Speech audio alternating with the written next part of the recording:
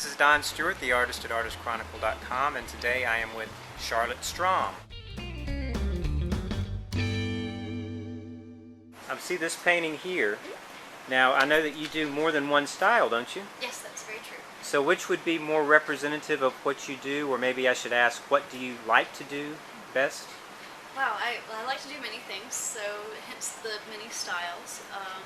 This is a more contemporary piece for me, so perhaps 10 years or so ago, folks would have seen more figurative work.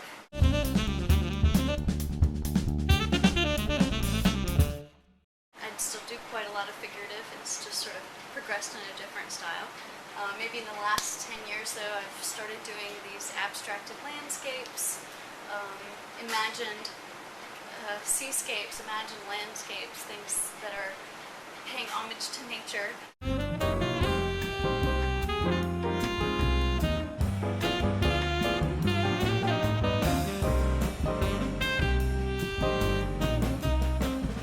And I still do a lot of figurative work, and I actually like to do both, and some of that is all around here.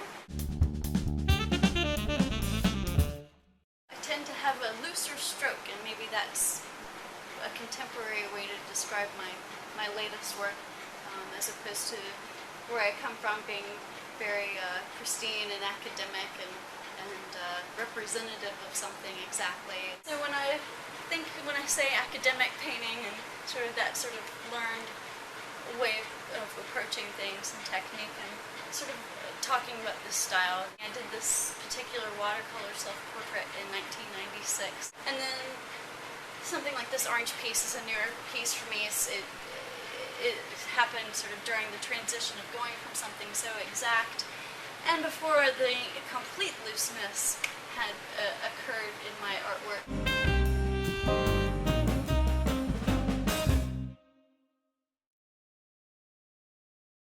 These days I work with Casein Paint a lot. It's a water-based paint.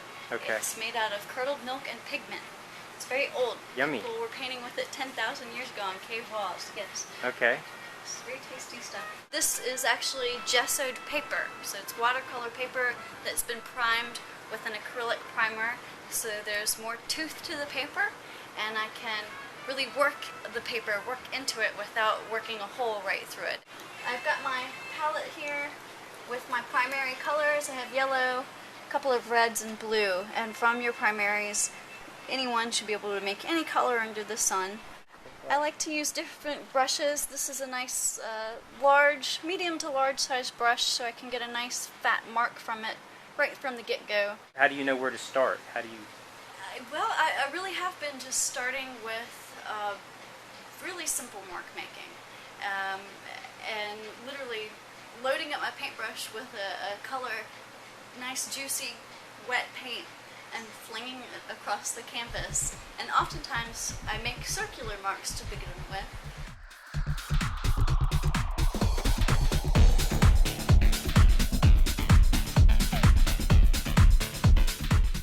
It's a very physical process, so instead of being so cerebral and in my mind, I've allowed my entire self to be involved in the process.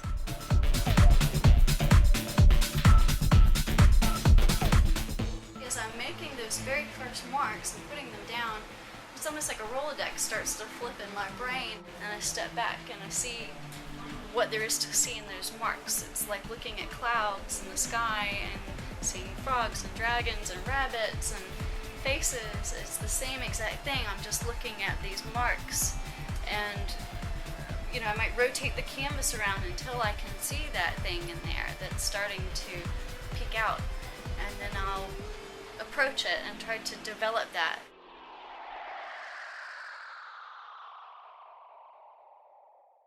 It's just as random as the marks I'm making, what it is I'm about to actually paint. I don't even know. I step up to the easel without any expectations these days. Feeling a little landscape-ish at the moment, I think, and a little sunset-y. I've been painting a lot of trees and hills lately, so I think I'll just sort of stick with that subject matter and sort of make some general marks that reference the sky. I tend to have lights of a color and darks of a color, and then usually a tertiary middle ground color comes from those lights and darks mixing. Just allowing this all to mix in together and find each other. Sometimes by now I would have turned this whole thing sideways or upside down and started to look for something else in here. At the moment I'm trying to just find it all in one place, in one position. I'm going to switch brushes from this really fat round brush to something that is an angled brush so that I can get slightly more precise lines, because now that I've got a sky and a hill, I think I'd like to see some trees exist in this landscape.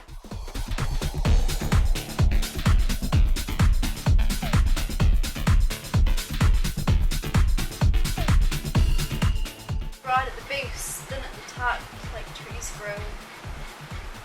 Find those marks and make those kinds of marks. And then adding some foliage.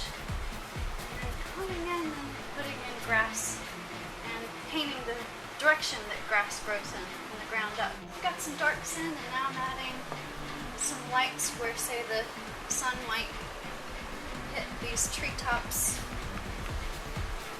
They're a little runny, they're a little loose. I think I'm going to have a little more light yellow in the front, just to give one last bright light to the surface. That's really about it. I think I'm just going to stop here. So it's really become a dialogue more than a dictation from either myself or my materials. We've sort of met in the middle, and I learn something new every time, and I'm open to all suggestions that I can learn from my medium.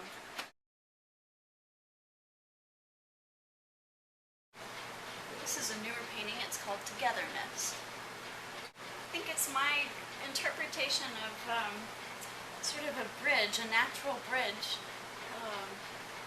between what, I'm not sure, but yeah, you know, oftentimes in my world, trees and flowers are representative of humans. You know, everything gets personified to me, so you know, maybe there's a unity among these creatures.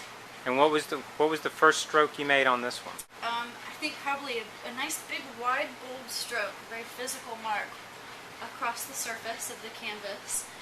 And then I probably came in with this yellow and began the process of glazing and layering yellows and transitioning them into these oranges and deeper reds.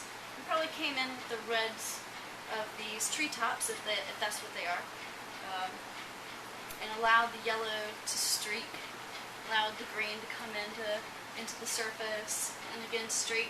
And so when you say if they are trees, you don't know what they are, or you don't care what they are, or you have an idea but it doesn't matter to you if somebody else gets it? I feel like it's necessary to leave blanks that can be filled in by other people and by myself. Sometimes I can look at one painting and see two or three different things at all times. But when the thing that makes me decide it's done, when I don't even know exactly what it is, are things like composition and balance and color. And so if the elements of design are in place properly, I feel like then anyone's interpretation is valid. But I guess I feel like it's important these days for me to just leave the door wide open to whatever this might be. As long as I think it's done, it can be anything. So that's also a nice freeing part of this newer process for me, is that it can be anything. It's nice. It is nice.